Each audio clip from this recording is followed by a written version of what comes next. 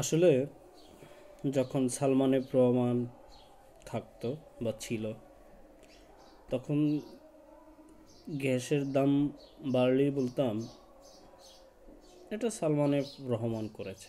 কেন? তার গ্যাসের ব্যবসা আছে। আবার যখন ধরেন ঔষধ শিল্প, ঔষধের দাম বেড়ে যেত, তখন আমরা বলতাম এটাও সালমান রহমান করেছে। আবার যখন চালের দাম বাড়তো, আমরা বলতাম খাদ্যমন্ত্রীর চালের মিল আছেন, তিনি সিন্ডিকেট মেনটেন করে চালের দাম বাড়াচ্ছেন। আবার যখন তেলের দাম বাড়তো, ডালের দাম বাড়তো, চিনির দাম বাড়তো, আমরা বলতাম যে বাণিজ্য মন্ত্রী এর কারখানা রয়েছে, তিনি এই সিন্ডিকেটে মেনটেন করে টাকা হাতিয়ে নিচ্ছেন। মজার ব্যাপার হলো সালমান রহমান বা দরবেশ নেই, খাদ্যমন্ত্রী নেই, সেই বাণিজ্য মন্ত্রীও কিন্তু এখন নেই। কিন্তু আমরা দেখতে পাচ্ছি সেই গ্যাসের দাম দ্বিতীয় দফায় আবার বাড়ানো হলো।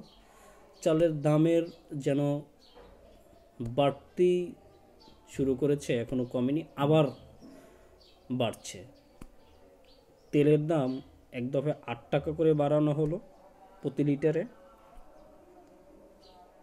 এখনও দাম বৃদ্ধি করার পরও মার্কেটে কিন্তু বোতলজাত যে তেল, সেটা কিন্তু এখনও সংকট মোটামুটি রয়ে গেছে। আমার কথা হলো এগুলো তো এই যে ব্যক্তিবর্গ তারা কিন্তু নেই, কিন্তু দাম বাড়তে বাড়তে বাড়তে এখনও বাড়ছে। এখন আর আমরা কাউকে দোষারোপ করি না। আসলে কথা হলো যে যায় সে এর কারণ কেউই বলতে পারে না, সবাই এক কারণেই বলে, বৈশ্বিক বাজারের সাথে তাল মিলিয়ে এটা করা হয়। তবে এটা যদি এভাবেই হয়, তাহলে আমরা কেন বিগত সরকারকে এমন করে দোষারোপ করতাম? আমার যা ফাইন্ডিংস, তাতে কথা হলো আসলে বাণিজ্যিক ব্যাপারটাই মনে হয় এমন, দাম বাড়া এবং কমা কাউকেই দোষারোপ করা উচিত নয়, যদি না সে সিন্ডিকেটকে ভাঙতে না পারে বা সিন্ডিকেটের উপরে সাথে সাথে জড়িত না থাকে। সিন্ডিকেট এটা আসলে ভাঙা কখনোই সম্ভব নয়। সম্ভব তখনই যখন এদেশের মানুষ, এদেশের প্রতিটি ব্যবসায়ী জনসাধারণের কথা চিন্তা করবে, দেশের কথা চিন্তা করবে।